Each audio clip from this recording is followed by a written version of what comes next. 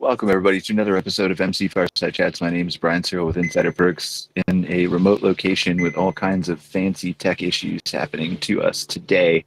Hopefully the intro played okay for you guys. It's kind of stuttery over here. I'm in the middle of the kind of wilderness, as you guys can see behind me here, but wouldn't trade the view for non-tech issues. So excited to be here for another show. Welcome a couple of our recurring guests back, Mike Harrison from CRR Hospitality. Good to see Mike. Sandy Ellingson. I still don't know where you're from, Sandy. Like, you just do so many different things. You consult, and like you had a company called your name, and then you didn't, and then I don't know what's happening. But Sandy, wizard of whatever she does, that she'll tell us what she does in a minute. And then Robert Preston, new recurring guest for us from Unhinged RV. Welcome, Robert, as well. There, look at like my gimbal just went all sideways and crazy. I think it looks, maybe it thinks I look better this way. Anyway, we want to go around the room while I try to fix my gimbal, and we'll just talk to everybody else and have them introduce themselves real quick, briefly, guys. And ladies. And Britt's here too. Sorry, Britt's like way down off my phone camera. I'm sorry, Britt. I didn't mean to forget you. I'll start. Mike Harrison, Chief Operating Officer of CRR Hospitality. We own and manage and third-party manage RV and glamping resorts, as well as consulting. And clearly I'm not where you are, although I'll be close to where you. I'll be in Vancouver in about 3 weeks. Well, I guess that's not really close, but I'll be in Canada. How's that? I mean, it's closer than Calgary. Like, it's probably 8. How far is Vancouver from here, Krista? How far is Vancouver from here? We're doing a live show. We need to know this. 4 or 5 hour drive, according to the experts that lived in Canada or whole life. Anyway, not that far. What are you going to Vancouver for? We're going on a cruise to Alaska. Oh, nice. Well, my gimbal's not going to cooperate again today. It's like, it beeps at me and it's like, I'm angry, I'm too hot, or I'm just not going to tell you what it is. So we'll figure this out in a second. But who's next after Mike? Go ahead, ladies. Brett, you go ahead.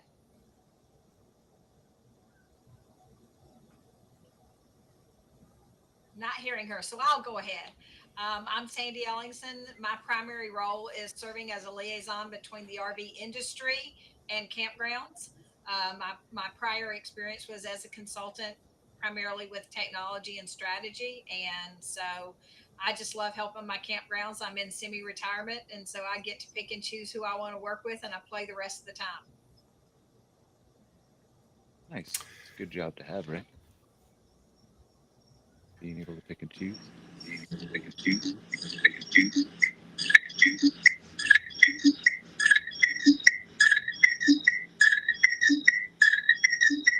guys still hear me okay, or is it echoing and acting all weird?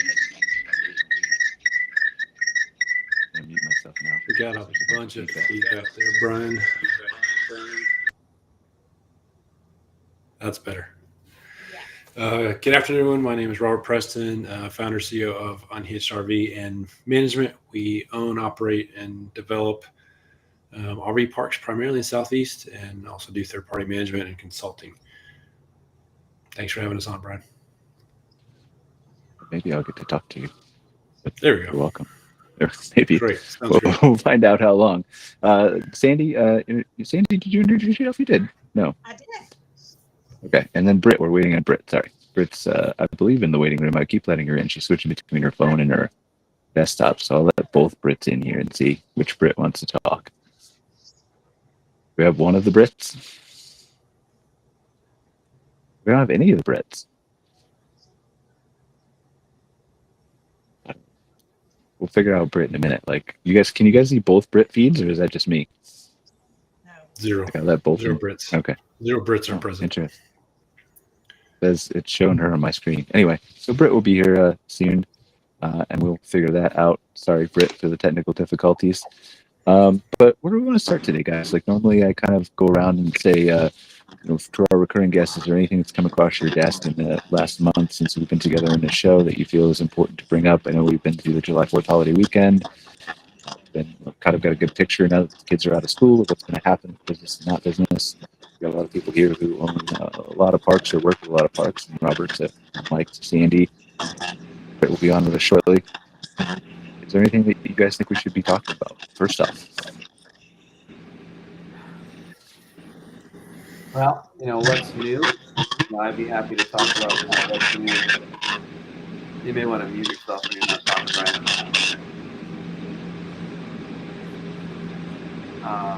So we are now still echoing. Are you muted? Well, maybe that's Britt. I don't know. There we go. Oh, no, still there.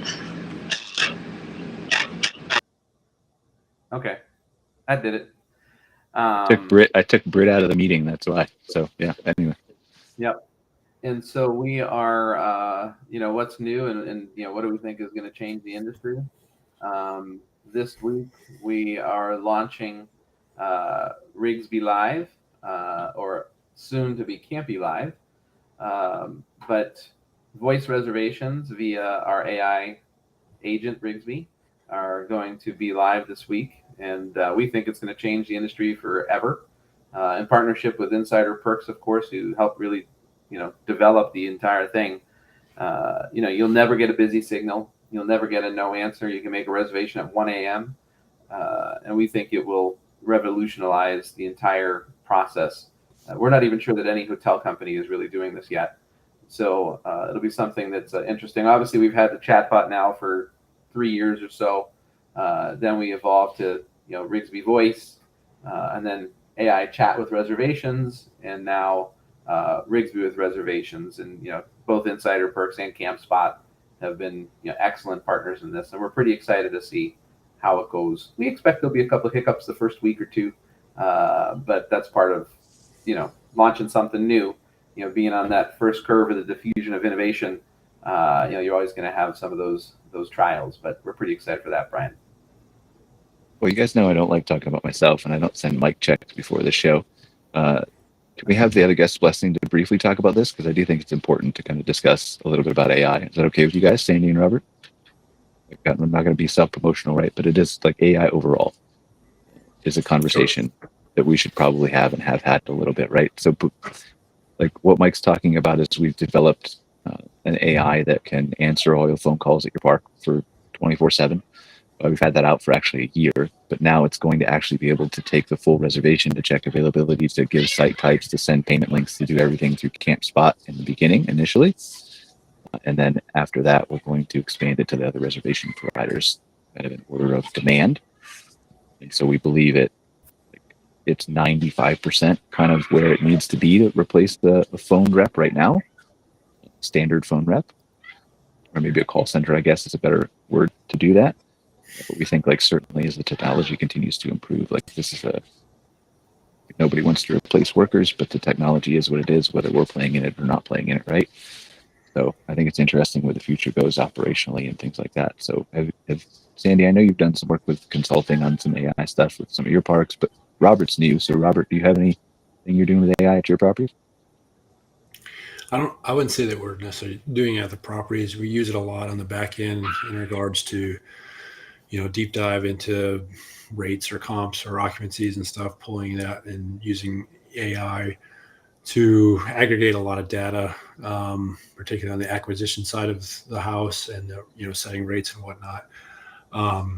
And then we use it a little bit in regards to power consumption and utility metering, but we haven't really utilized it a lot from the guest forward perspective. It's more back end perspective.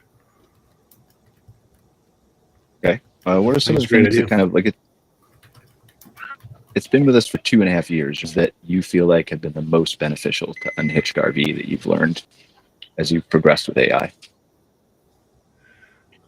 Well, we're not using the chatbot, right? So no. From operationally, from the things you're talking about that you're using, right? Yeah.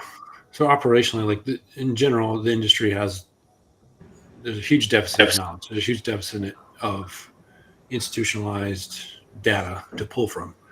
Whereas in multifamily industry or any other industries, you would have tons and tons, a wealth of data, CoStar, so on and so forth, to pull down to the cent level of what your price per square foot should be. So really what AI has helped us do right now is just to pull that data quickly, faster, and at a higher frequency, we still think that we have to be the primary. I don't think AI for our industry right now has the ability to consume it and then give us valuable specific output. So we still have to take that data and then interpret it, I guess I would say.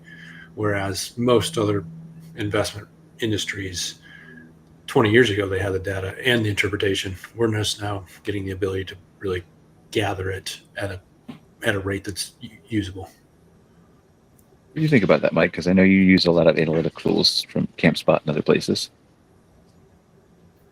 What do I think about the data that he's talking about that might be missing in our industry? That's what you're talking about, right, Robert?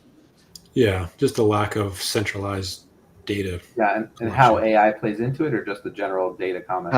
How you, because the data is missing, AI can't do the, I think I'm understanding you, Robert, the comprehensive analysis that we can do in other industries like financial or hotels that have more of that data available to us. Yeah, to some extent. I think the AI part of it is catching up quickly in that, it now can search everyone's websites and find the rates for today and so on and so forth.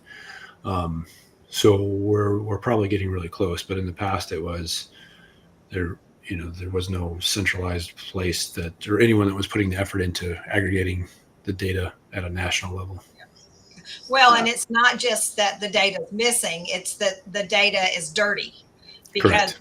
If you're looking for an RV park and AI is looking for an RV park, it doesn't know the difference between a transient park and a long-term stay park and, a 55 plus park. And when you merge all those numbers together, all you get is diluted data.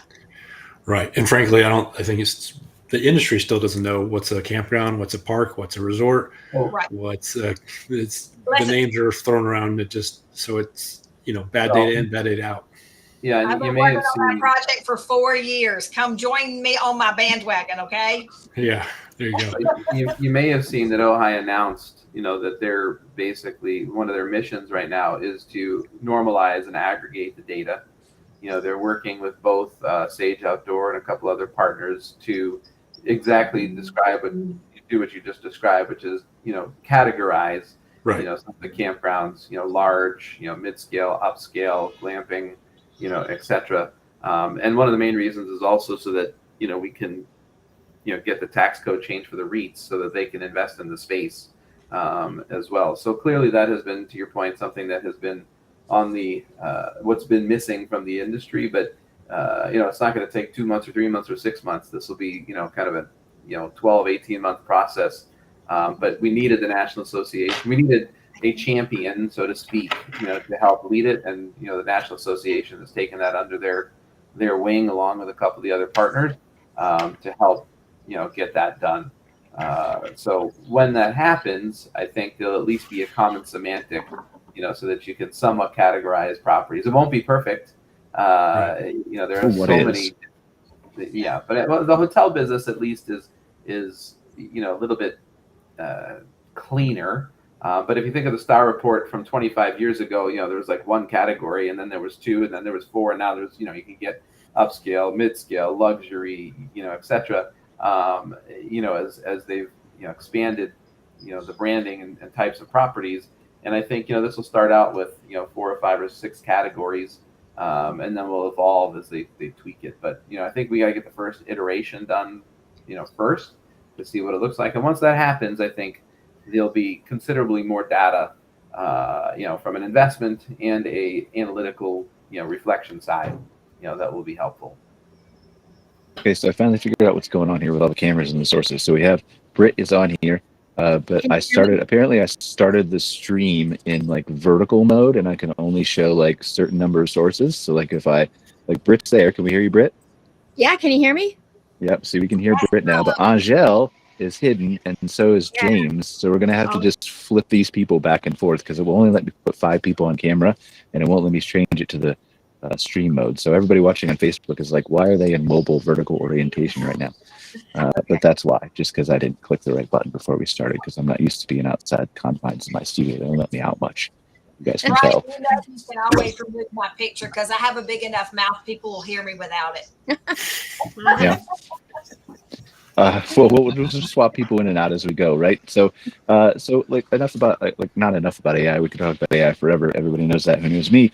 But is there anything that came across like your desk, Sandy or Robert, that you think is important? And then we'll go around. Like I want to go quickly and we'll introduce Britt and James and Angele here. We'll get them on to say their introductions. Well, I've been looking at some of the takeaways from the 4th of July and talking with a lot of my different park types all across the board. What was interesting was there was no norm. We had parks that were freaking out because they were going into the 4th of July weekend and they weren't sold out. And then within the last few days, they sold out. And so I think the booking window is dropping again. We also had parks that are seeing increases in their bookings when they're forcing bookings like longer days but giving them the flexibility of arriving early on Friday morning or leaving late on Sunday. So parks, there's a lot of creative things they're doing to try and increase their bookings and their occupancy. But it's, parks were still, there were a lot of parks that were just not full for 4th of July. And it was kind of, if I was following and using all my listening tools to the campers, they were like, oh my gosh, this was awesome. Because we didn't know if we could go to the last minute and there were actually sites and places we could go. So I think the campers are loving that, that they can make these last minute decisions. But the other thing I heard was, which really made me happy, a lot of my parks reporting that they are getting more and more requests for tent camping sites or for car camping sites, which does not mean homeless people living in their cars. It means, younger It means your Tesla Model Y. I watched a video of that on YouTube where this guy that does road tripping throughout Europe and it folds down. There's an inflatable mattress and like a pillow and all kinds. Yeah. We had a guy in one of my parks in the Panhandle that his investment on his outdoor camping that was a part of his truck was almost $50,000. I mean, that's the cost of a travel trailer. So we're going to say no to car camping. And he considered himself a car camper because it all came off. It wasn't the truck bed. So that's a whole nother existential debate. Like maybe we get into that later after we introduce everybody else. But like that's a whole nother thing. Like that, because we talked about this on the show before, right? Like how do you decide who you deny and don't deny at your campground? And there's old adages that I think that have been around for some time that still sometimes make sense, still sometimes don't. I'm not an operator. I'm not the one to tell you that. But like the age on the rigs, like is it 10 years? Is it 15 years? Is there a uniform rule for when something gets rusty and disgusting? I don't know. Like who am I to say? But in an age where the economy is becoming more competitive and not everybody is rushing out to go camping everywhere all the time like they did in 2021, 2022, I think you have to be more thoughtful and strategic, and maybe you just don't turn away as much business as you otherwise would by default. Mm-hmm. What do we think about that? I think you're absolutely right. I think it's that old story about the roast where, I think I probably told it on the show before, but the husband kept asking the wife why she cut the end of the roast off. And the moral to the story was they went all the way back 3 generations. And the grandmother said, I don't know why you do it, but I did it because my pan wasn't big enough. And it's so true. We continue to do things in the camping industry, like saying we don't want tent campers because we evolved above it. And now we don't want to go back because we don't understand how tent camping has also evolved. Well, it's interesting. Like we have a guy who was on the show a couple weeks ago. I can't remember his name. I can't remember what I had for breakfast anymore, so don't be offended if you're watching. But we invited him to be a recurring guest, and he had a business that we started, and his whole goal was to appeal toward tent campers, but give them the kind of hand-holding and setup and luxury experience, like not glamping, tents. And he was charging like $400 or $500 a night for them and seeing a ton of success. Yeah. So I think it's all on how you approach the experience. The biggest thing I think we've got to readdress is what is the entry level into camping? We have a whole new generation whose parents didn't raise them to camp. And we also have a whole generation who's still now living at home because of whatever the economics are. So what I call the gateway drug into camping is missing. There is no way they can get into, RVing more than camping. Well, right? So that's the key, right? So what is the definition of camping? The people in the RV industry will tell you one thing. People in tents will tell you something different. Yeah. Well, and I'm even telling my industry people that they need to think about some of this stuff that they can do think of the products and things as lead gen tools, right? They're the gateway drugs. They're not an RV yet, but there doesn't mean that you can't help produce some of those things and do some value, add value to them. I was meeting with a team from Toyota last week because they're creating a rig that actually has a camper inside, built into it. It's going to be sold by Toyota as a van, not as an RV. And I said, you need to watch out for these things. They're going to be moving into that Class B space without being considered Class Bs. And they're going to have more quality control over what they're putting out. All right. Any thoughts on this from Robert or Mike before I just want to go around the room and just bring in everybody, introduce them real quick, talk about, we're going to swap people in and out. So I think to that point, the changing in the demographic, one of the things that I don't know if we're necessarily seeing yet, but we're planning towards, is the multi-generational camping, right? To Sandy's point, there's a lot of people who still live at home, right? So they're adults with their parents. And then the opposite direction is the grandparents now that have disposable income that want to go camping and do events, and they're bringing, their children and then thus their grandchildren. And certainly there's a increase in the demographic of African and American and Hispanic campers that also tend to camp, more as a larger group. So we are looking and playing around with more of a, traditionally we would keep our cabins in a section and RVs in a section, right, and keep them, but we're playing around and planning on some of our newer developments to have them more next to each other and integrated, so that the RVer has their RV site, and then the grandma or whoever doesn't have the RV that still wants to go in the family, they can rent the tent, or they can rent the cabin or lodging unit that's directly next door, and that becomes a package unit. So that's, I think, somewhat new to our industry that we need to watch and keep an eye on. And then frankly, for us, we've onboarded, we launched a brand new property, and we onboarded 8 on July 1st before July 4th weekend. So we haven't done a whole lot of external work or paid attention to much with going on in the industry over the last couple of months. We've been pretty tied up and heads down on that. But I think there's a big sense of reality that has now come back into the industry from the ownership perspective and the sales and the brokerage perspective. We're seeing real pricing start to come through, or at least, the offers be considered there. And then a real, I think, I don't know if it's positive or negative, but a real realization from owners who thought that they were going to sell and then have decided not to, that they are making decisions to sell or to move over to management, right?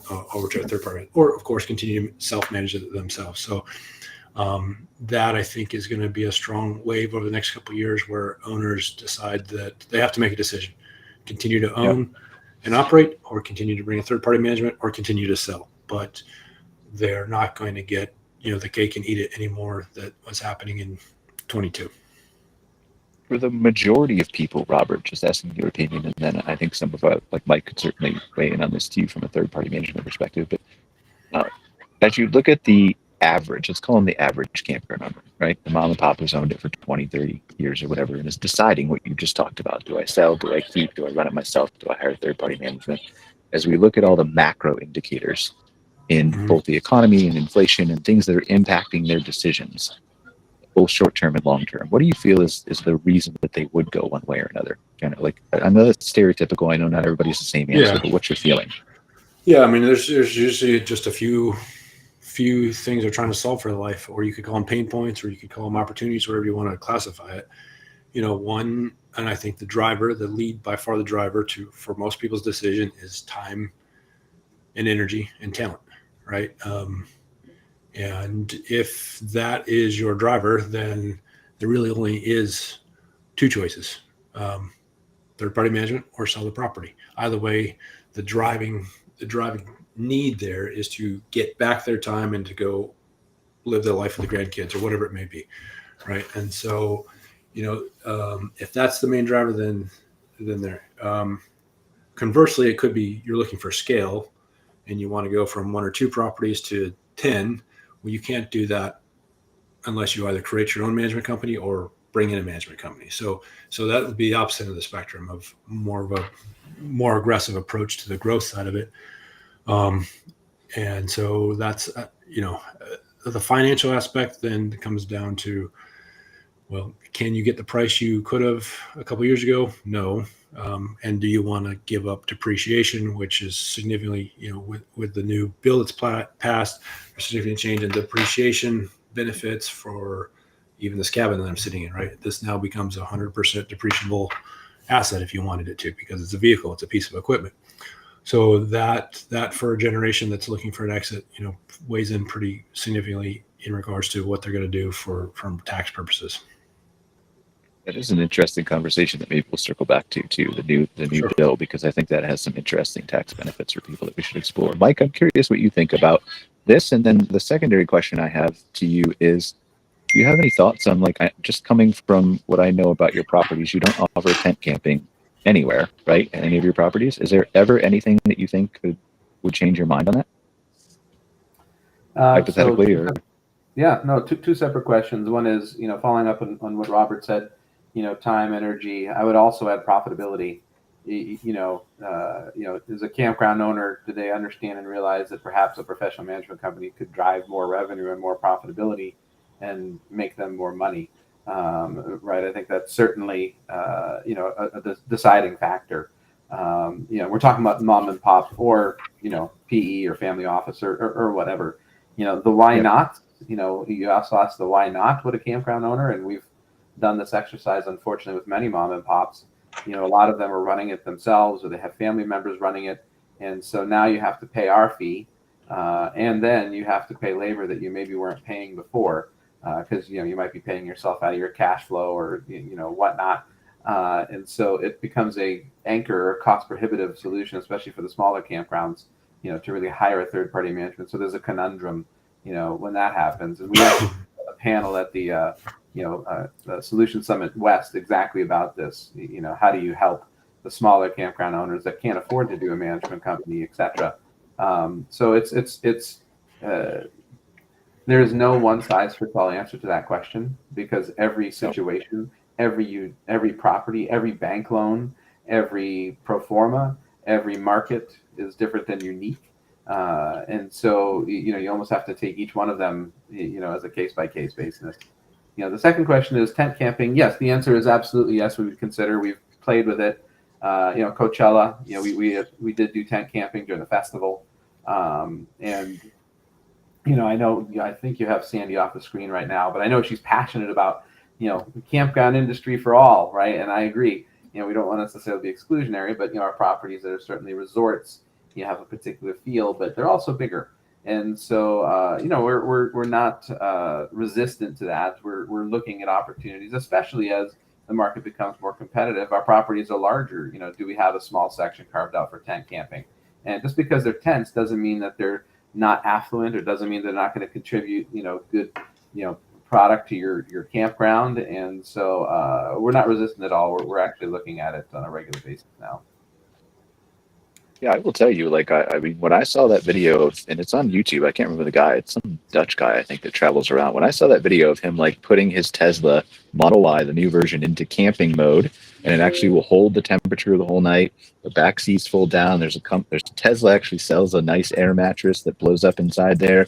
And he had, that thing looked really comfortable, right? Not a lot of space, not a lot of room, not saying it replaces RVs, but there's for sure probably a big audience of people who would take advantage of solutions like that and many other vehicles on top of Jeeps, and like Sandy was talking about with the $50,000 add-on to that I think are an audience that are currently probably almost exclusively going backcountry, and maybe a bunch of them stay there, but maybe some of them don't if they have a different place to go. So, all right, let's get it's been 30 minutes. I want to rock around the room, so I'm going to pull a couple people on and off the show here. We have somebody named Jim's here, and he's flopping in and out. He's not really steady, so I don't want to bring him on the show yet. But we have Angele and Britt here. Do you guys? I'm so sorry it took me 30 minutes to get to you to introduce you. But Angele has been a regular guest for us on week 4. Normally, we're swapping her to this week because we changed week 4 to kind of an AI and marketing type show. But welcome, Angele. How are you? Hi, I'm great. Thank you. You want to briefly introduce yourself for everybody? Yeah, so I'm Angele Miller. For me, I'm located on Eastern Canada in the province of New Brunswick, and I own a glamping resort here, and so I'm in the glamping business. I have geodesic domes, mirror cabins, treehouse. I have a lobster fishing boat accommodation. We also integrated a Nordic spa and a yoga meditation center. We're also constructing now a restaurant with wood-fired cuisine, and we're also scaling the Nordic spa experience. So we're really big into wellness tourism as well, as much And as how is- glamping. Yeah, Sorry, I thought you were done. I apologize. Please finish. that's okay. So how's your season been so far this year? Because we've heard a lot about the dynamics of, let's just call it the changing behaviors of travelers and where they want to go this year. Yeah, for us, we haven't been affected by things. We're fully booked, all accommodation, everything this summer. But we've seen a shift that we're getting a lot of Europeans in our region, which is very interesting. That's quite new. So we have a lot of Europeans. We have a lot of people. We have a lot of people from the States actually that are there right now, especially from Eastern United States. We get a lot of people from New York, Boston, those kind of region, Maine. And we have a lot of people from Quebec, Ontario as well. Yeah, so we've been lucky with that. Like it hasn't really, affected us that way. But we're also in a very touristic region, and there's really a lack of accommodation in this area. So. Well, that's what I think we're hearing. Like, I mean, I'm in British Columbia right now. Obviously, I don't own a campground, but that's what we're hearing from owners across Canada. It's like it's kind of been I don't want to call it a boon, but really good for people in Canada this year because people have tended to be staying home and going camping in Canada. So we don't want to dive into that conversation. We've had that enough in the past. But Britt, how are you? Hi. Great. I'm glad to be on. Thank you. Do you want to briefly introduce yourself and talk a little bit about your campground? Yeah, I'm Britt Roth, and I'm one of the owners of Dark Sky RV Campground in Kanab, Utah. We are just above the Arizona border, about 30 miles east of Zion National Park. And we have about 28 sites, 18 full hookup sites, and 10 electric only sites that we appeal to people in small rigs. And we consider ourselves kind of like a boutique campground. We are this mom and pop that you guys are talking about. I own it with my parents and my husband. We live on site, and we're celebrating 5 years, and we're just kind of learning the ropes. And this is just such a very cool opportunity to be amongst all of you that are incredibly knowledgeable. I'm learning so much. Well, everybody here, don't count me in that group. I'm not knowledgeable. I just talk for a living. Everybody else, yeah.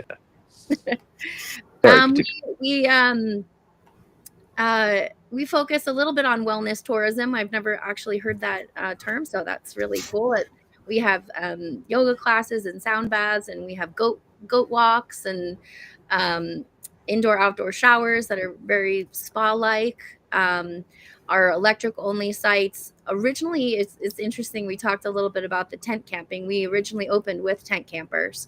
I grew up tent camping, and so that was definitely a priority of ours. And it was surprising the clientele that we got just were ruder, messier, more demanding, obviously paid the least, use our resources the most. And it just we just couldn't figure out how to raise the bar. And so we changed those sites into electric only sites. So you can come in a van. We have bungalows where guests can get out. They're like outdoor living rooms. There's hammocks and lounge chairs, and people who travel in small vehicles really do appreciate it. And they can set up a tent as well in addition, but it's awesome to have an enclosed vehicle.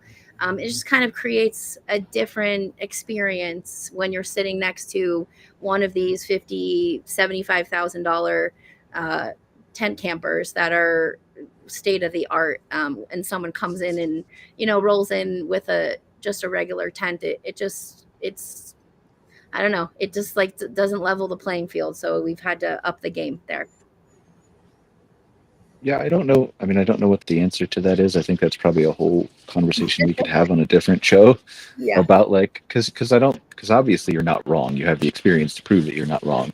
But there's got to be some way that to isolate and pull those people out, because the man on our show has clearly done that on a luxury, like on the other extreme of the scale. But I feel like there's probably people in the middle here that we're missing as well. But so talk to us about Dark Sky. What was the, like, how did you get started? What was the premise behind it? What did you want to accomplish? I was living in Austin, Texas, and with life changes, I kind of pitched the idea of moving into an RV with my husband, and we had 2 small kids just ready to kind of make a big change. And we traveled the US into Canada and Mexico, and was our really first foray into RVing, and we felt like a real missing piece in the RV industry. It felt very old to us, and we were a young family.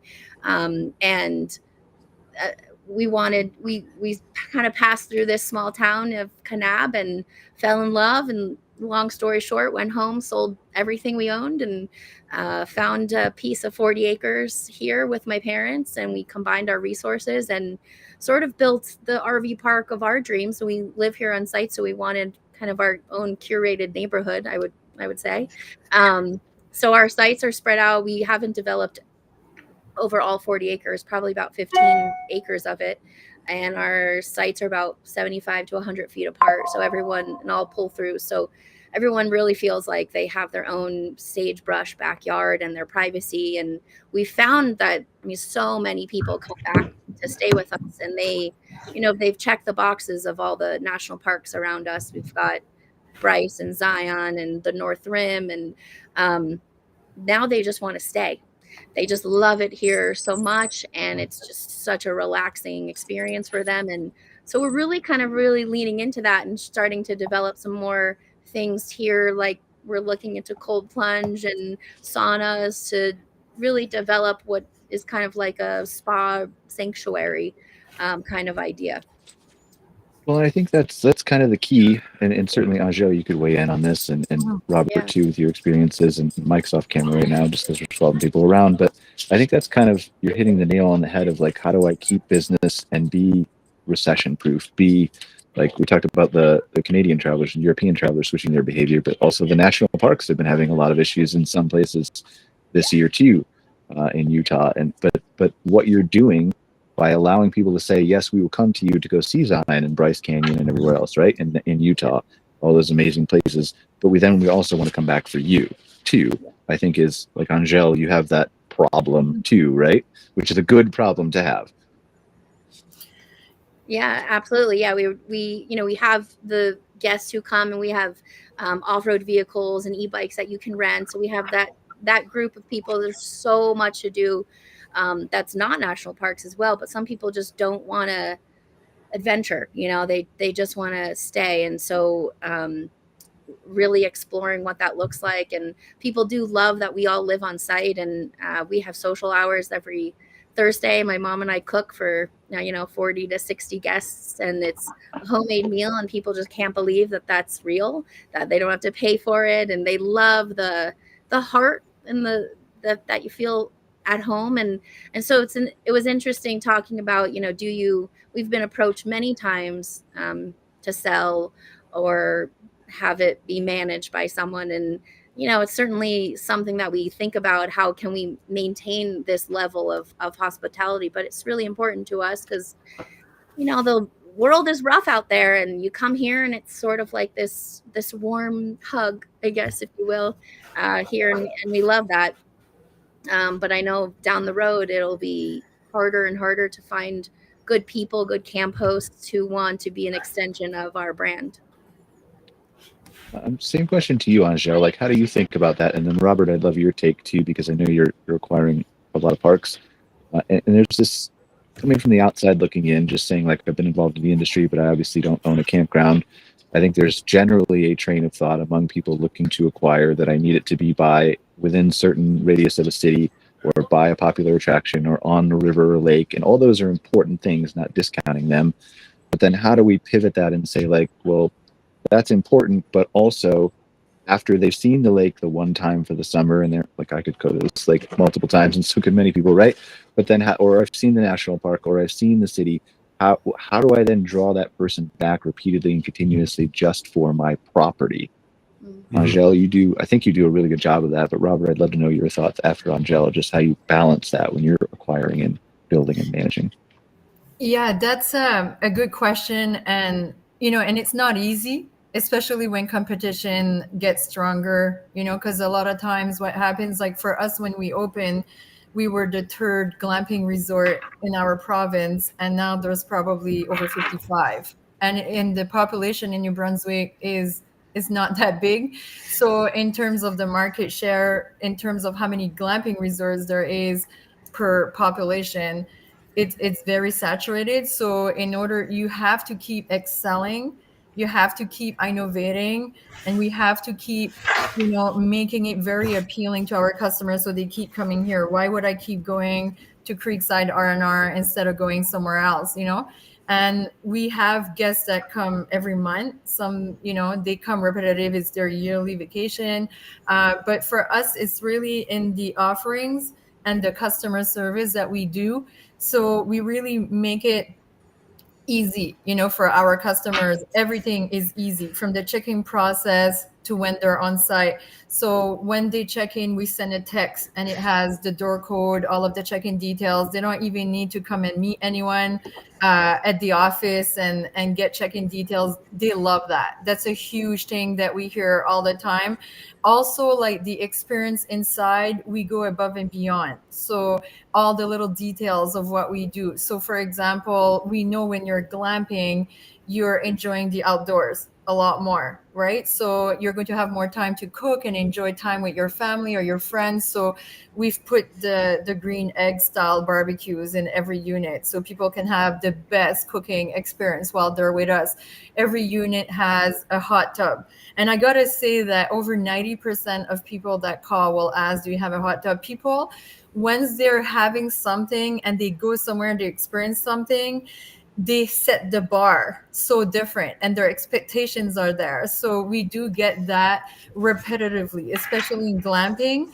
Now people are starting to ask, do I have a private sauna? Do I have a private cold plunge? It's like you keep adding, but they want keep more, asking. I want more. You want more and more, but you need to draw the line at some point, but you still need to have those added features and all these things that bring that experience up. So for us, we also have huge amount of local partnerships that kept us strong, that keep us very strong. So if there's a top tourist attraction, best lobster around us or oysters, we bring all these partnerships to offer these experiences. So it's something they can't get anywhere else. It's very unique to us and our region and the partnerships that we form.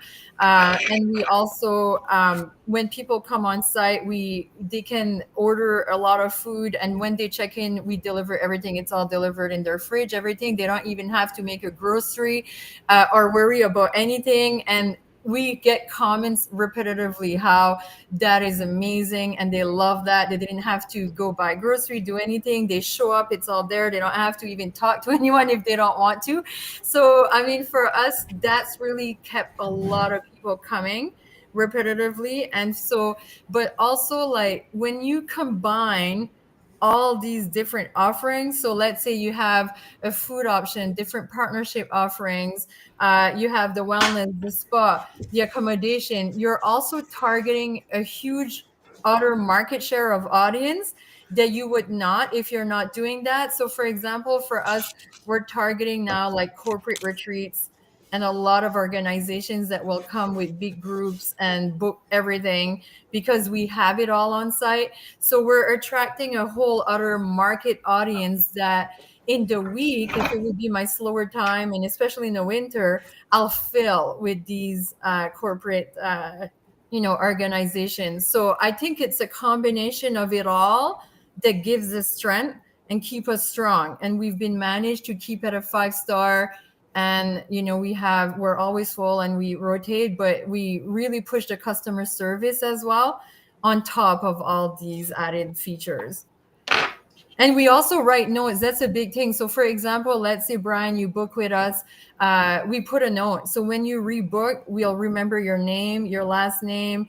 We'll welcome you in your unit. Hi, Brian. Welcome again to Creekside R&R.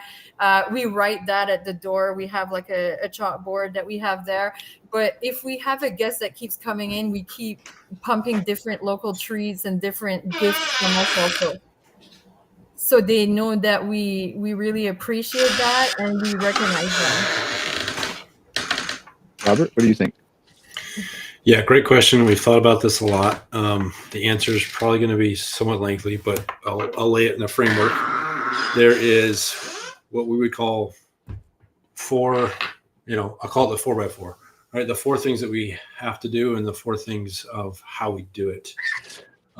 Because to your point, right, the beauty of most campgrounds is that it was someone's passion. They built it the way that they wanted it, like Britt wanted it, like Angela wanted it, right? They built it and it's got a passion. It's an amazing thing, and that's awesome. So how can you do that at scale? And quite frankly, I don't think you can, right? There's always going to be a little bit of a loss there.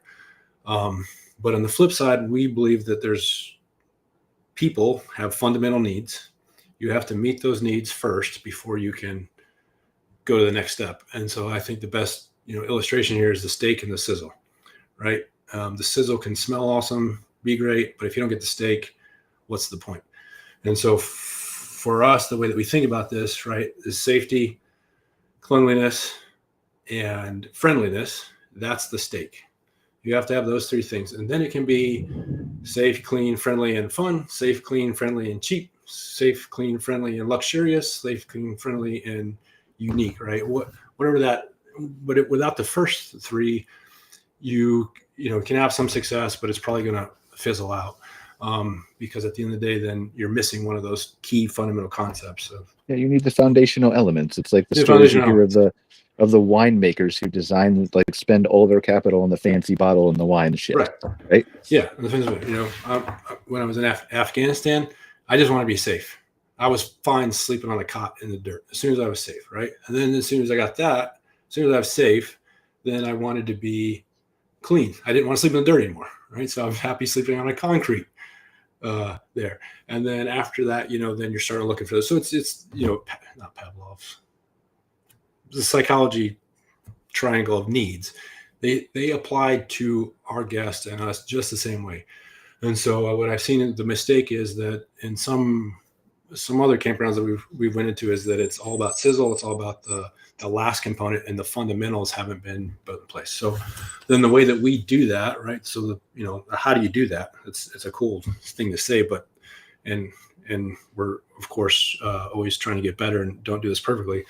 But then from our side of it, then it's the 4 buckets is technology, operations, facilities, and marketing, right? Those are then how we fulfill it for ourselves and for our owners. This is a long way around to say that then to get the reoccurring guest, they'll come for the sizzle once. They'll come for whatever it is, the lake one time. Well, maybe not lakes. People come for a lot of times. Yeah. It was a bad example. I started it. It's a bad example, right? So you can have pretty poor hospitality and still come to that view behind you. But my point is, they'll come for that one time. But if the first 3 are met and they have that feeling, then it's likely that you can make them a reoccurring guest. And then just super practical tip is that some of our best performing parks aren't the prettiest, aren't the nicest, but they've formed their own sense of community inside of that. And that same friendly, safe, clean, and friendly feel is part of the culture there. And they'll self-regulate someone who is violating that unwritten culture. And that's what we hope to breed and build into what we own and manage. Mike, how do you look at it from your perspective?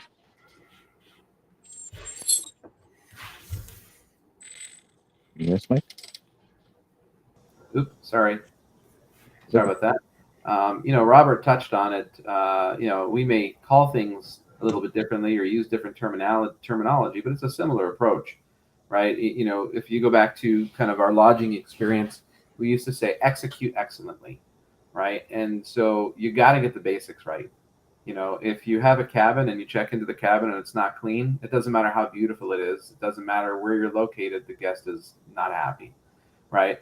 If, they check in at 8 o'clock and your after hours check-in isn't working and they don't have their, packet, they're not going to be happy. It doesn't matter how beautiful it is, et cetera, et cetera. And you can use that example, however many times you want. So execute excellently. Do the basics great. We are still in hospitality, so you have to make sure that the experience for the customer is seamless. You do not, we used to say, don't provide distractions, right? All of those are distractions from why they're there. Unless you're a Margaritaville and they're going because you're a Margaritaville, they're usually coming because they want to see Bryce Canyon or because they want to, kayak on the river or because they want to camp. And so anytime you have a distraction in their stay is going to degrade that stay. And so on top of execute excellently is experiential hospitality, right? So we really combine those two.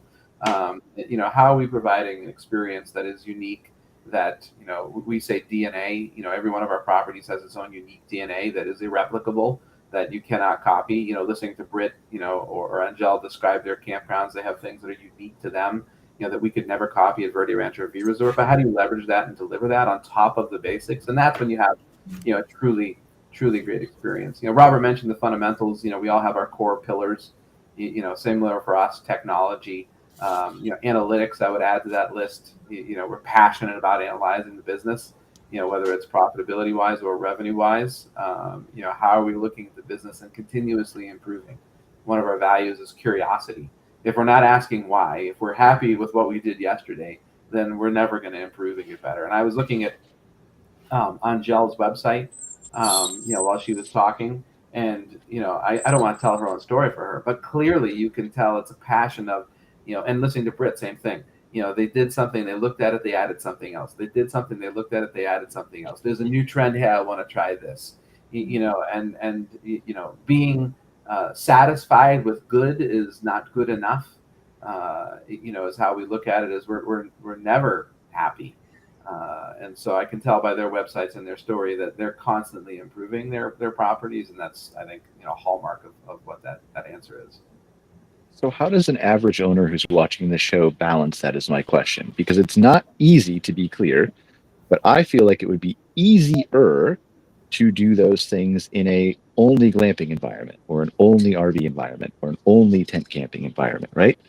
I think there are people. I don't think that's true. I mean, well, yeah, I want you to go ahead, argue with me. Go ahead. Look at Britt and Angele's, properties, right? I mean, I want to go on a lobster boat. I mean, how cool is that? And so, well, for sure, that's why I'm saying it's not easy, right? I'm saying that there are different wants and desires that someone traveling in their own RV has versus those who are coming to stay in a glamping unit or a tent. And so it's kind of like the jack of all trades, right? Like there are amenities that you can have that will appeal to both, but it's easier if you're going all in on glamping or all in on RVing, isn't it? To a certain extent. Well, know your customer, right? And again, every property is different. In some, Verde Ranch, we have 30 glamping units. At Buckeye, we have 6. Right, we don't have the same guest or demand driver, if you will, in Buckeye, Arizona, as we do near Sedona in the Grand Canyon, but they both work, right? You can still have vacation rentals, or glamping properties at each, and so I'd love to. But there are some things. So I'm just. Well, Brian, it would be like saying. Go ahead. We're just lagging. I'm sorry. I didn't mean to talk over you. That's okay. Go ahead, Robert. Oh, I guess I'm lagging as well. It's like, Brian's like kind of saying, is it easier to put a circle peg into a circle hole or a square peg into a square hole? Like I think what Mike's saying is that if you can't force your customer to be one or the other, you got to figure out who your customer is and serve them, or figure out what your park is and make sure you bring that customer there. It can go either way, but you can't. If the demand is for mixed glamping, mixed RV, then you can figure that out. It's not easier or harder, but you can't force the glamping concept into an RV park that's not made for it and the customers don't want it, vice versa. So I'm not sure it's harder or easier. It's just right fit or not right. So I agree with that. I mean, that is yeah, I mean, harder and easier might be the wrong word, right? But if you're looking at like someone who, let's say somebody who has an established campground, who's had it there for 20 years, who is not deciding to add glamping, who did that, not glamping, but cabin rentals, 10, 15 years ago, whatever. To me, like you take the example of Angele's Nordic Spa, for example.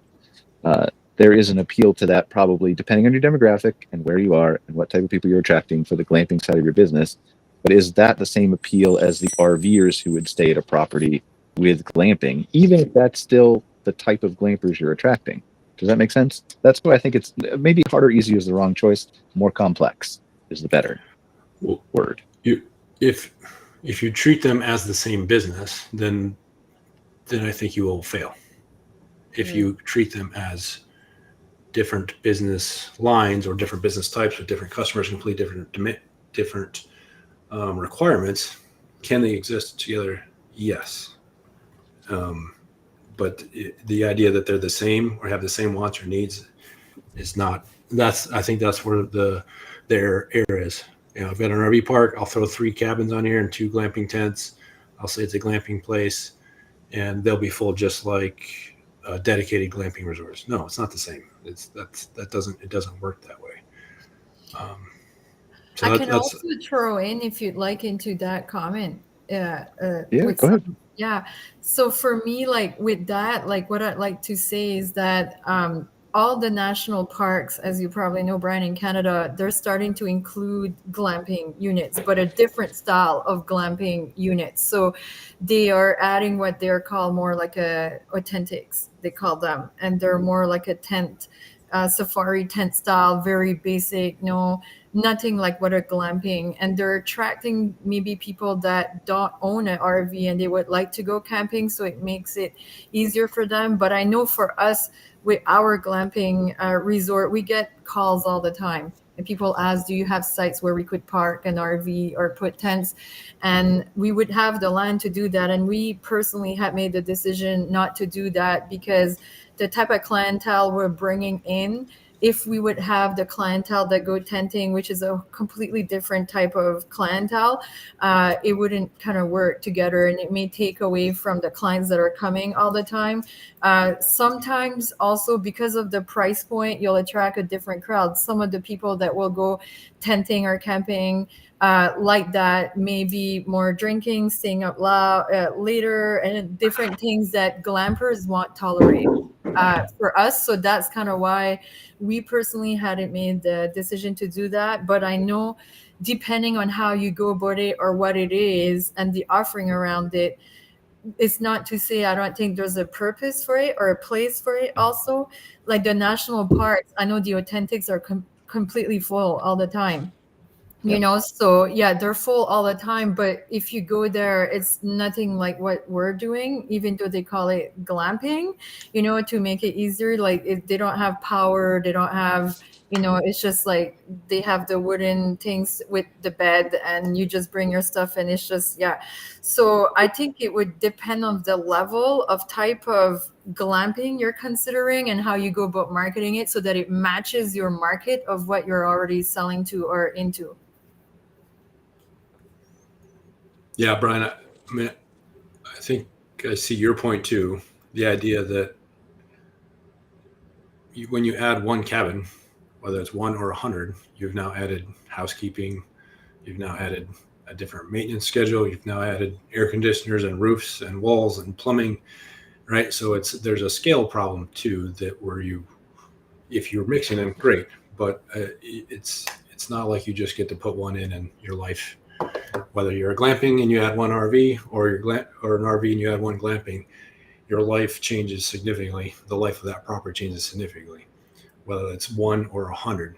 I think that's what your point is. I think that's, very important. I mean, I don't know that I have a point. I guess I'm just being, and I don't even know if I believe what I'm saying, right? I'm trying to be convinced, as I always am, to learn from the true people who are doing it like you guys are.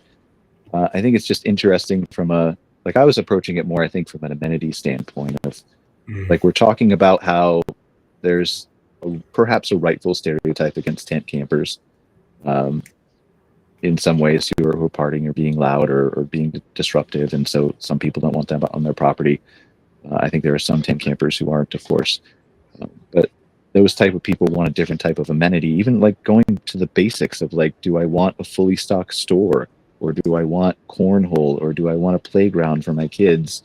Like that's different depending on your audience and your demographic, and you should be doing that market research, and you should be figuring that out, especially before you're dropping $150,000 on accommodations, right?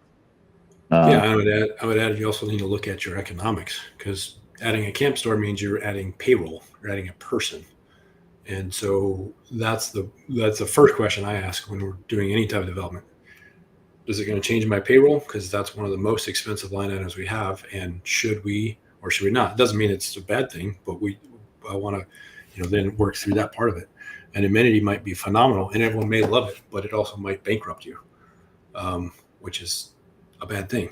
So that they have to balance the backside of it on, what's the new expense that's going to be incurred. Sure. Sandy, do you have any thoughts? You've been quiet. No, I'm just taking it all in. This has been a great discussion. I've been enjoying it. I mean, don't say great. Like I've been out here, we've had technical issues. Like it's been great for like all the other people who have carried. She has all the right answers and she's just not telling us. I always have an answer. Whether it's right or not is a different story. Well, but what's your perspective? And let me be clear, like we're a couple minutes over, so if any of you guys need to jump, please, like Mike had to go, I think, for another meeting. Please do. Like we're just kind of keeping this going for a few minutes to finish the conversation. But just, Sandy, like what do you think? Because you're mostly on the RV side of things, right? Yes. So what's your perspective from what we're talking about? Like we focused a little bit on glamping. What's your perspective from the RV side, briefly? Well, I do think that we just add another complexity to our language that we didn't stop to define to begin with, right? Because it used to be glamping was when you were camping in an RV. And so there's a lot of people that are RVers that when you hear the word glamping, they are glamping. They're glamping in their RV, right? And so I don't know what other word you would call it. But I think that some of the, the things that are happening with glamping are amazing and I love them and I take advantage of them. Now, for me, because I'm an RVer and I have an RV, I do it sporadically, not all the time. Right. But boy, I've stayed at some amazing glamping sites. So I think there's space for all of it. But, I agree with Robert, too. Glamping is very much like in the hotel industry or when a park adds a cabin, which may or may not be considered glamping because it's in an RV park. I don't know. But there are a lot of that's a good thing we have AI for all that, right? Like forget about the words and the terminology. Just I want to go stay somewhere fancy. Okay, that's called whatever it decides to spit out, right? Well, and then you got to add the complexity of all the hotels now getting into glamping. There's the hotel in New York City that I used to go stay at all the time, and they literally took a patio and put tents on it. So now whether they're for migrants or they're for people to stay there for glamping, I don't know. But, I'm not going to get it. I'm just kidding. No, they did. It's $1,700 a night to stay in these tents, and they open onto a conference area. And that's where you go to the bathroom is inside. You have to go inside, but they're getting $1,700 a night. So it's just a little bit crazy right now. And it's just a matter of figuring out where your niche is and then doing what you love so that it never becomes work. And how well you can market that thing to charge $1,700 a night for a. Yeah. If I could say it once. Yeah. I just wanted to say that I fully agree with you, Sandy. I think that there are so many things happening out there that you can certainly water yourself down. But just for us staying in our lane, like there are so many people that are so passionate about RVs and the industry. And as are we, like that is what we know. And that's how we live in our fifth wheels. And so, and there are so many other campgrounds just right around us that are offering all of the things that you're saying. So I'm not about to compete with them. I think what we do it best in our area, and creating that glamping experience for the RVers that are not used to that, creating the amenities that make you feel like you're in the glamping, is kind of striking a balance of where the trends are going. and speaking to your point of economics, like we do have a store, but everything is on the honor system. And it's something that people love when they come across it, that we don't have employees in an office.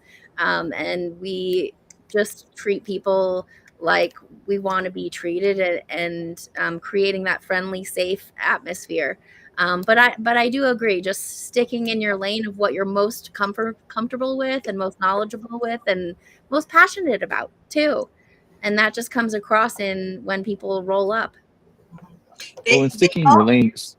Go ahead, Sandy, please. I was going to say the ultimate thing I tell people when I'm asked to speak on some of these topics is that the difference between a campground and a hotel is that you're never going to walk into a hotel and that manager look at you and go, "Hey, Sandy, how are you doing? You know, how's the dog?" And you're not going to check into your room and go across the hall in your pajamas and knock on the door and say, "Hey, can I borrow some sugar for my coffee?" But in a campground, it happens every day. It is all about the relationships we build and about the community that we feel as campers that does not exist anywhere else. It is totally unique.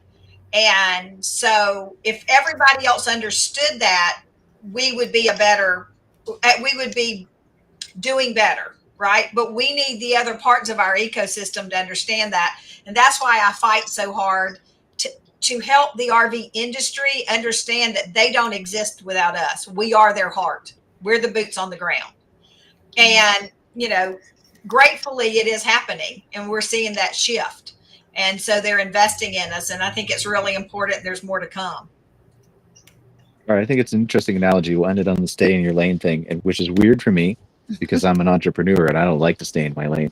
But I think the analogy for that is like, stay in your lane. It's okay to build, like you could be on a 1-lane road for now. You could build it into a 2-lane highway. You could build it into a 4-lane interstate highway later, right? But stay in your lane, do what you do well, master that, and then maybe add something and add a lane, but don't go into the oncoming traffic. Is that a fair? Robert, will you agree with that? You're kind of maybe who I would compare myself to from a scaling people going in all directions perspective on this call. Yeah, great illustration. Because we hate staying in your lane as entrepreneurs, right? But I feel like that expands the definition. I want to do everything. I think the takeaway is you can stay in your lane and you can be in multiple lanes, but you can't go down the road the opposite direction. Yeah. Yep. Well, staying in your lane does not mean no change. Right. Build the extra lane. Yeah. Renovate the road. Pave Create it. a new lane. Like exactly. Yeah. And reinvent what RVing or glamping looks like. Like there are no rules. You can do whatever you want. And that's the magic of what I think the industry that we're in is that it keeps changing and it looks different every generation too. And new things, new advances, new technology with these camping cars from Toyota. Oh my gosh, I can't wait to see one of those in our park, to see what it looks like. So yeah, it's just it's ever evolving, and we're a part of that. I want the flying car to land. It's coming. Yeah, Joby. There's a bunch of good companies that are coming, but that'll be interesting too. So okay, let's wrap it up for the week, guys. It was a good conversation. Sandy, where can they learn more about what you do and everything? Well, sandyellingson.com is still out there, but it's morphing into another site, and there is a link there for some of the new things that we're doing. I have a big birthday this year, which means I am actually trying to begin investing in others who will keep the legacy going. So that's what this new venture of mine's about. Cool. I'll take a couple $2 billion if you're looking to invest in somebody. Everything's I mean, it's AI. Yeah. I'm just saying. Exactly. Robert, any final thoughts, and where can they find out more about Unhitched RV? Thanks for having us on here. Honored to be on the panel. Thank you, Sandy. Angela, I'm still not sure how to say it. Angela, Britt, thanks for having us. Couple websites, Unhitched MGMT for unhitchedmanagement.com, and then unhitchedrv.com for the gas, the brand side of it. Awesome. Thanks for being here, Robert. And you'll have to let me know if you really want to have that tax discussion, because I think it's a good discussion to have for everybody about the depreciation and some of those things that campground owners can take advantage of. So have to. Angele, final thoughts? Yeah, so thank you so much, Brian, for having me. It's always a pleasure, and it was very nice to meet you all. And I had a lot of fun on this podcast. And so for me, you can reach me at creeksidernr.com or on social media. Yeah, hopefully we'll see you in the future, in the near future. And also, Britt, just so you know, I'm Dark Sky certified. So I'll have to reach out to you. Yeah, because I saw your Dark Sky RV, but we just got Dark Sky certified. So Congratulations. That's yeah. awesome. Nice. Britt, last but not least. What an honor to be amongst all of you, and I'm like writing everyone's names and websites down. You can find me at darkskyrv.com. And it was just a pleasure meeting all of you. Thank you so much, Brian, for allowing me to be on here. So cool. It was all Shara. She's my podcast coordinator. I just show up and talk to people. I'm telling you, I really don't do anything. Thank you guys for joining us for another episode of MC Fireside Chats. I really appreciate it. For note, for people who normally watch our second podcast, Outwired, it is not happening this week because I'm here and Scott and Greg are somewhere else that are important too. So we're all taking a week off. We will see you again next week for another episode of Outwired and for MC Fireside Chats. Until then, have a great week, guys. Thanks for joining us. See you later. Bye. Bye. So cool. MC Fireside.